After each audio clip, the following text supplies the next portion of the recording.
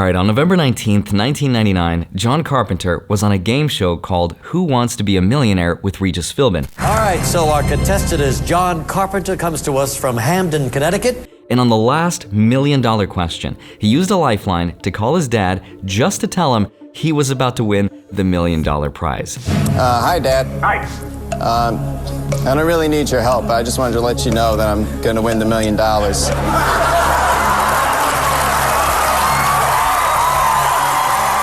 And he actually won. Now what's crazy is at the time, the crowd really didn't like him and they booed at him as soon as they found out he was an IRS agent, the guy who collects taxes. John works for the IRS.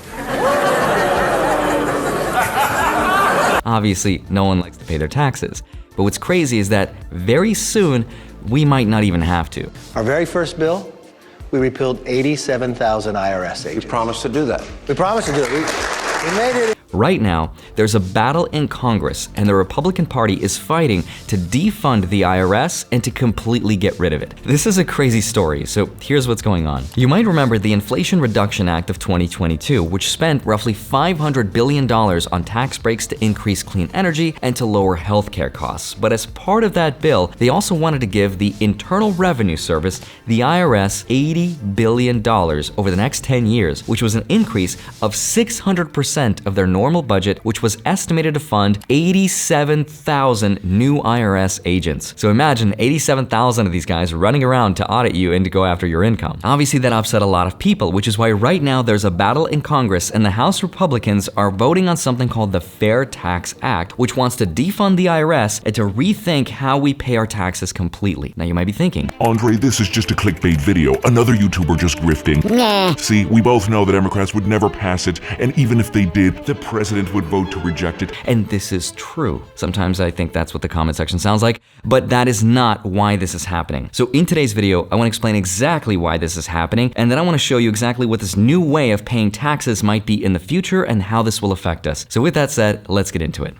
Hi, my name is Andrei Jikh. Hope you're doing well. Come for the finance and stay for one of the most unanimously disliked things about being an American: paying your taxes. Now, the United States Federal Income Tax Code was created in 1913 after the approval of the 16th Amendment to the Constitution, or about 1 year after the sinking of the Titanic. Now, believe it or not, the original tax rate was 1% for incomes above $3,000 a year or more, which in today's dollars is about $80K a year. Now, it was also capped at only 6% for people making $500,000 a year or more. Surprising thing is, who is making $500K a year in 1913 though? Probably someone that looks like that though. Someone who looks like they could afford a very rare diamond.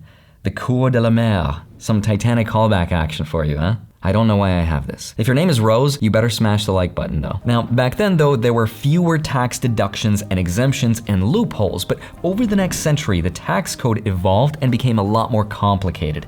Now, the marginal tax rate actually reached a peak of 94% during World War II, but then it dropped in the 1960s to 70% and then again in the 1980s under the Reagan administration, and the top marginal tax rate fell to 28%. Now, more recently, the US tax code was updated thanks to laws like the Tax Reform Act of 1986, the American Taxpayer Relief Act of 2012, and the Tax Cuts and Jobs Act of 2017, which created new tax credits and new deductions. But all in all, it just made things a lot more complicated. Now, long story short, today we pay taxes based on how much money we make. But what's interesting is that we have different tax structures based on all the different kinds of ways that people can make money. That's why, for example, there's something called property taxes, which are taxes we pay based on the property we own. There's also something called capital gains taxes, which is the preferred way for the wealthy to make money. Because when you sell an investment, that tax that you have to pay is taxed at a preferable lower rate than income taxes are. And that's why the middle class says that the wealthy don't pay their fair share. In reality, the wealthy pay more in terms of the dollar amount, but they do pay less in terms of the percent as it relates to how much money they make. And that's why the middle class feels disproportionately affected and it feels like savers are being punished. And that's also why why there's a conversation in Congress that we should change the tax code to be less focused on income and more focused on something called consumption. And speaking of consumption, I'm lowering my own, which is why I'm starting off the year with a clean slate and getting rid of all of my subscriptions that I don't need, which is why I've been using today's sponsor of the video, Rocket Money. Rocket Money is an all-in-one, easy-to-use finance platform that helps you to save more and spend less. Now, there are 3 specific features of this app that I love talking about the most, and the first is that Rocket Money cancels unwanted subscriptions for you. Did you know that roughly 84% of people have subscriptions they forgot about? That means you're probably one of them. Rocket Money safely and securely identifies any recurring charges and cancels those unwanted subscriptions for you with just a tap. You never have to get on the phone or try to hunt down the cancel button. Rocket Money does all the hard work for you. Number 2, just by uploading a photo and tapping a button, Rocket Money can negotiate your bills for you, from internet service bills to phone bills, which is also why the average Rocket Money member saves roughly $720 per year, or up to 20% off their bills. And in some cases, they may even issue a refund if a subscription is renewed without your consent. The app pays for itself. And number 3, Rocket Money gives you a clear picture of your net worth, including your cash, debts, investments, crypto, retirement accounts, collectibles, and it shows you how it's trending over time. Rocket Money is trusted by 3.4 million members and counting, and you can try them out for free and unlock more features with premium. All you have to do is click the link in the description below the video and start saving as early as possible. Thank you, Rocket Money, for sponsoring this portion of the video. Now let's get back to it. Reintroducing the Fair Tax Act. Now, the Fair Tax Act is an idea from the House of Representatives, and what it wants to do is it wants to defund the IRS and to create something called the National Consumption Tax. Now, the National Consumption Tax is not a new idea. It's been proposed as early as 1974, then again in 1999, and again in 2011 and 2015, and again in 2021, and again this year. I probably missed a couple dates, but you get the idea. It's been tried a lot, and here's how it works. Unlike an income tax, which taxes us based on how much money we make, a national consumption tax will tax us based on the percent of the thing we're buying. So when we go shopping, for example, that store would charge us a percent of the item that we're buying. So you might be thinking, okay, so like a sales tax. Not exactly.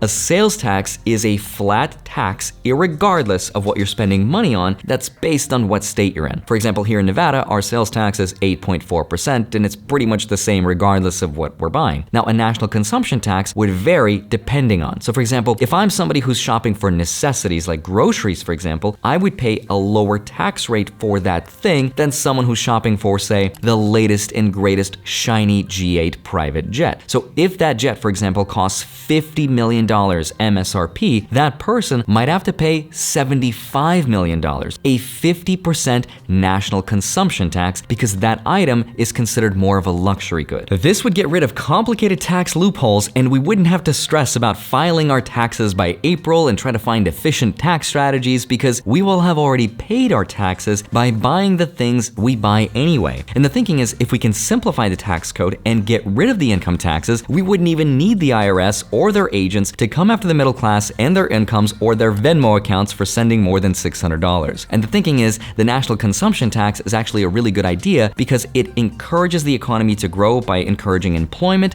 saving, and investing. And those are all great ideas we can get behind.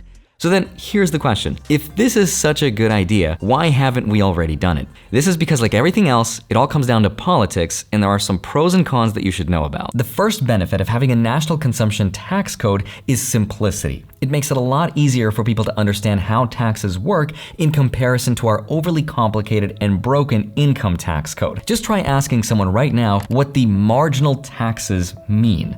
Just try it. No one's gonna be able to explain to you that our incomes are taxed at different tiers. And I've seen a lot of people think that if they make $1 more and if they go into the next tax bracket, that their entire income is now taxed at a higher rate. I've seen people purposely make less money just to avoid paying more taxes, but that's just not how it works. The second benefit of having a national consumption tax is that by not taxing income or wealth, you encourage people to actually work, save, and invest, and the argument is that it encourages economic growth. The third benefit is more transparency. More people would be able to actually see exactly how we pay our taxes and where they're going, and it's a lot easier to track how much the government is making. The fourth benefit is that rich people can't cheat on their taxes. There are no tax loopholes because people pay their taxes the moment they buy something, and that means the government would be able to raise more money from taxes and therefore help lower the national debt, which has gotten out of control. Now, as good as the national consumption tax sounds, it's not perfect and there are some downsides. The first drawback is that consumption taxes can sometimes sometimes become what's called regressive. This means it disproportionately affects the lower income people. That means that a larger portion of their income would be spent towards their necessities. Now, this is actually a drawback in comparison to our current system, because in our current system, if you don't make enough money, you don't have to pay any taxes. But this new system would force those people to pay taxes when they otherwise might not be able to afford it. The second drawback of national consumption taxes is that wealthier people might end up paying the exact same amount in taxes as the lower income people. Think about it. If you're making $500,000 a year and you're spending money on the exact same necessities as someone making $50,000 a year, in theory, you'd be paying the exact same amount in taxes. Drawback number 3, it would create compliance costs for businesses. This means businesses would have to hire new employees and create new departments to communicate with the government to take the money in and to pay them, and that's just a new system that would have to be created, but hey, I'd rather be their problem than my problem, if you know what I mean. Drawback number 4 is that the cost of used items would go up significantly. Think about it. If buying new means that we have to pay 25 to 30% more for them, most people would rather go to the used market to buy that item used and then save the 30%. But that also means the difference for the cost of new and used would close significantly, and that's just the reality of it. And drawback number 5, your Roth IRA could be taxed twice. It is money you already paid taxes on, and when you invest it and it grows into whatever it does in retirement and you withdraw it, you will use that money to buy things with, which will be taxed again. So those are some of the pros and cons of the national consumption tax, but long story short, the Fair Tax Act just votes to reduce the funding for the IRS, to get rid of it, and to create this new tax system. Now here's the question. If we already know that the Democrats in the Senate are going to vote against it and the president would vote to repeal it, then why on earth is this political theater going on? Here's what I think. Please remember, this is just my theory and my thinking about this, but I think the national consumption tax is an extremely popular idea among the general population. Ask someone random on the street right now, would you like to lower your taxes and never pay them at all? Of course I would. Would you like to never file your taxes with the IRS because they no longer exist? Of course I would. Would you like to never receive a letter from the IRS and ever get a heart attack? Of course I would. Would you like to extend your car's warranty insurance? No! Get out of my face with that. But you get the idea. Everyone would get behind those ideas. I support the national consumption tax if it was implemented in a way that was responsible, thought out, and well-researched. But here's the thing, even though the national consumption tax is extremely easy to understand as compared to our broken and complicated tax code today, it is still extremely hard to put it in a way that doesn't affect people like retirees and the lower income families. In fact, there are so many things that we don't know about in terms of how it would affect the economy that neither party has ever been brave enough to actually do it. And for evidence of this, just go back throughout history and remember all the times that both parties had a chance to do it when they all controlled the Senate, the House, and the presidency, and somehow it never was. My guess is because it's a lot more complicated to restructure everything without having a ripple effect on literally everything else. Like, here's one of the questions I had. How would it work if someone lived outside the US but they were earning a US income? Obviously, other countries of the world don't have the same tax code, but what if those US citizens were consuming somewhere else? Does that mean they don't have to pay any taxes at all? So then what incentive would billionaires and multi-millionaires have to stay in the US? Wouldn't they just want to move to Switzerland and just keep all of their income? And also, how would this have an impact in terms of the tourism and the retail markets if literally everything in the US was 30% more expensive by default? Would people that come here just not shop here at all? Because why would they if they have to pay a lot more money for those taxes? Or do they not have to pay them because they're not US citizens? There are just so many complicated questions, and those are just a couple off the top of my head. So my thinking is this national consumption tax idea will be an extremely powerful tool as a narrative to get people excited and get people elected for any party that decides to use it. But as far as actually doing it, I don't think either party has the guts or the courage to actually try it. But I'd love to see it though, and I'd love to hear your thoughts. As always, have a wonderful rest of your day. Smash the like button, subscribe if you haven't already. Don't forget to grab your free stuff. The links are down below, and then go track them automatically with the spreadsheet link down below in my Patreon. Love you. Thank you so much for watching. I'll see you back here on Monday, Friday, sometimes a Wednesday. See you soon. Bye-bye.